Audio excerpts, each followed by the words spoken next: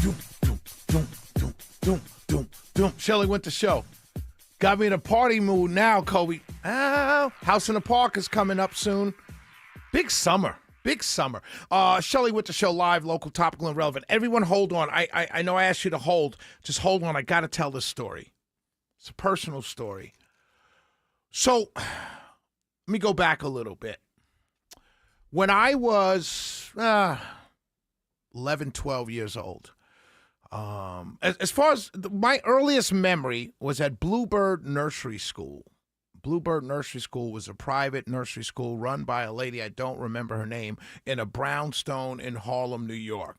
And it was a kind of a daycare center, but it was nursery school up to pre-K. Then I went to another school for first grade. And same kind of thing. It was the brownstone next door. The lady ran the whole thing, and then I went there first, second grade, and then I went to another school, and then I went to private school in fifth grade. There was a big wheel that they had at this nursery school, Bluebird Nursery School. And it was a big wheel. You guys remember big wheel? Colby, do you remember what a big wheel was? Or maybe it's not around, but a big wheel was a little car, little. It wasn't a bicycle, but it had two little wheels in the back and one big wheel in the front. And you sat down for little kids. Big kids rode it too, but it was tough. But they had a big wheel there. And you sat and you pedaled and rolled and drove around. And so at this particular Bluebird Nursery School, the backyard when we went to recess was on an incline. So it was a square. So if you went up one side, really, kind of climbed one side and you zipped across, and at the top, if you went really fast across the top, you can make that turn and then zip down the other side. And that's what I used to do. And I did that to impress the girls. I didn't know what I was doing. I didn't know girl, boy, all that stuff, but I just knew I wanted the girls to look at me. Skip ahead to about 11, 12 years old. And my grandmother, we're on a bus outing. My grandmother, the great Letty Lockhart, would host these bus rides as fundraisers for the Junior Usher Board at our church. And we go to Bear Mountain and different places.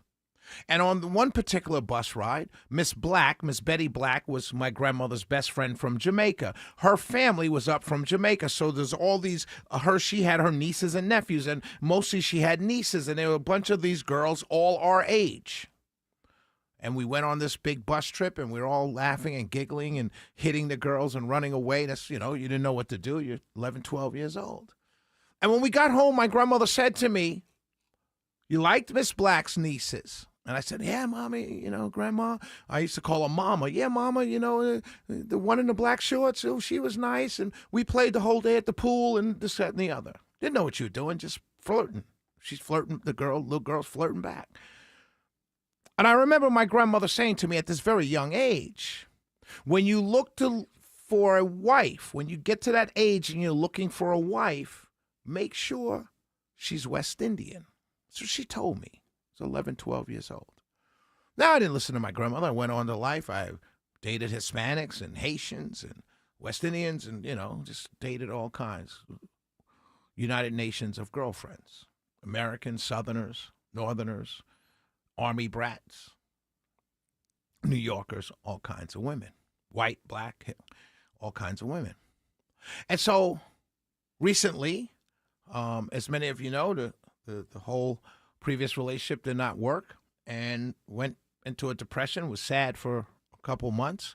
And coming out of depression, my good friend of mine, I'm not going to say her name, I'm not going to say any names, but a good friend of mine came to me, and I saw her at an event, and she had a girlfriend with her.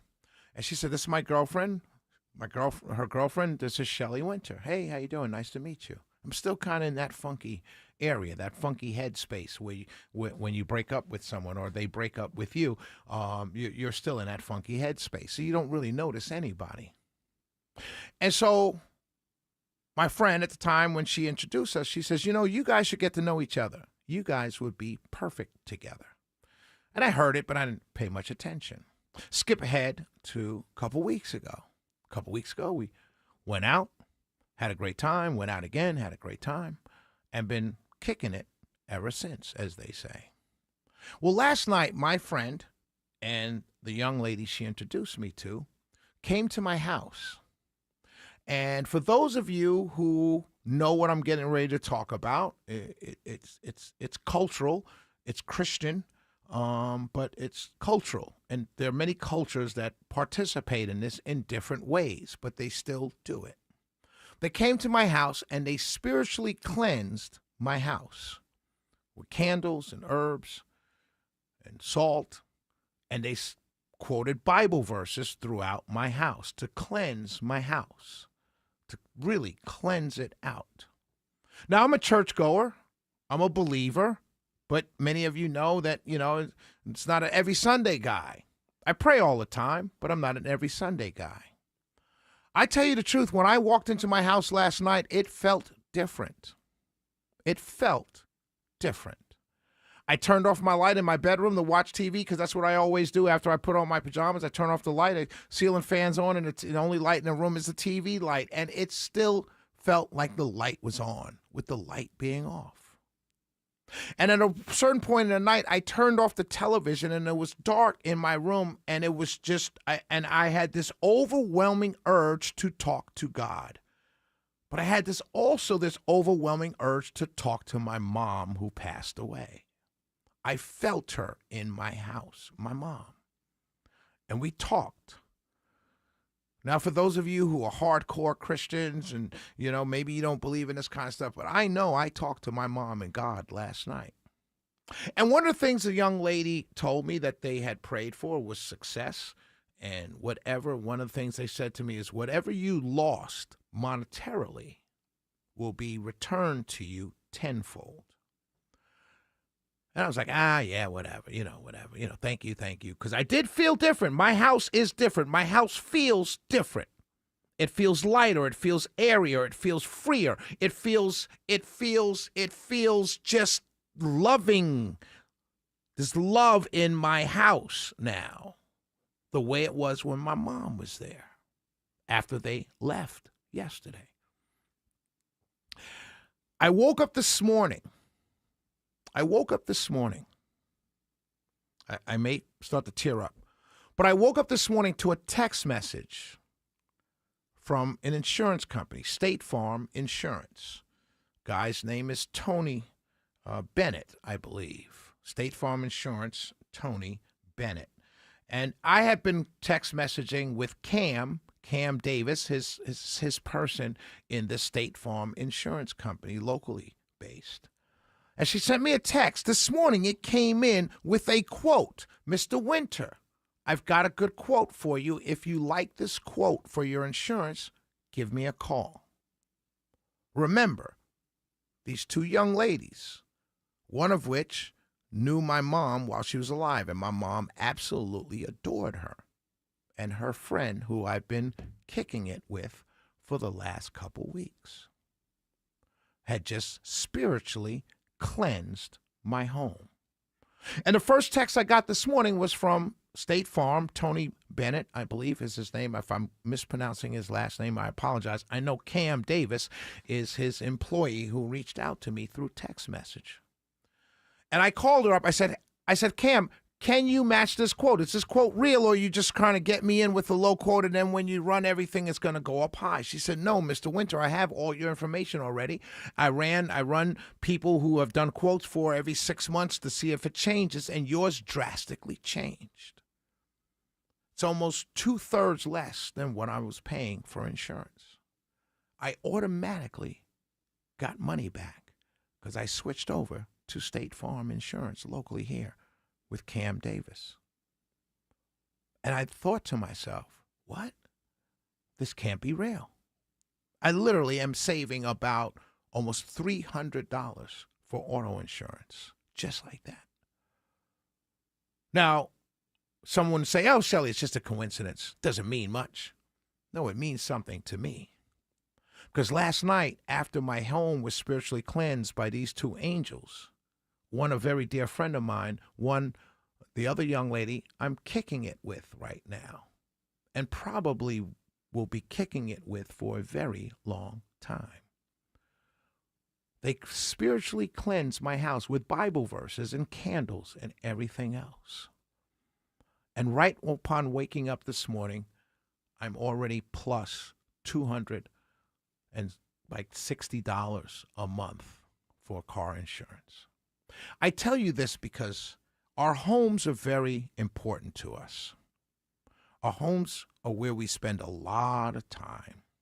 And we have people coming in and out of our homes. Spirits, they bring spirits with them. They bring their own spirits with them. They let in other spirits, and it's real. You could tell me it's not. You could say whatever you want, but I feel it's real because I've seen it before. I've seen it with my grandmother. I've seen it with my mother.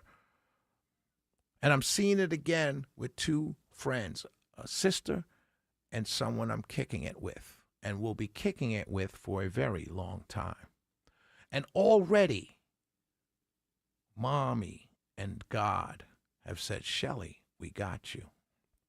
And then I wake up this morning and I get a text from the Ossoff campaign, and they say, hey, thanks for endorsing the senator. We're sending out a press release about your endorsement. Let me tell you what that did for me, because that establishes what I've been trying to do for years and establishing the Shelley Winter Show as the go-to show for Georgia politics. Erick Erickson is knowledgeable. Erick Erickson's great, but he's national. I've been working hard for years to establish this show from 7 to 9 p.m. as the go-to show for politics. And what happens after having my home cleansed spiritually, having all the dark spirits pushed out and bringing in God, bringing in my mom, bringing in my grandma, and bringing in all those people who have spent their entire lives, even in death, protecting and guiding me and protecting me. The Ossoff campaign says, we're going to send out a press release about your endorsement. Understand what that means. That means that there's somebody someplace that views this show and me, Shelley Winter, as a voice in this city, a voice in this state, big enough to say, hey, look who endorsed us. You can hate on that all you want to, but what you can't do is fight God and what God has intended for me. You know who I'm talking to. It's the Shelley Winter Show. We will be right back.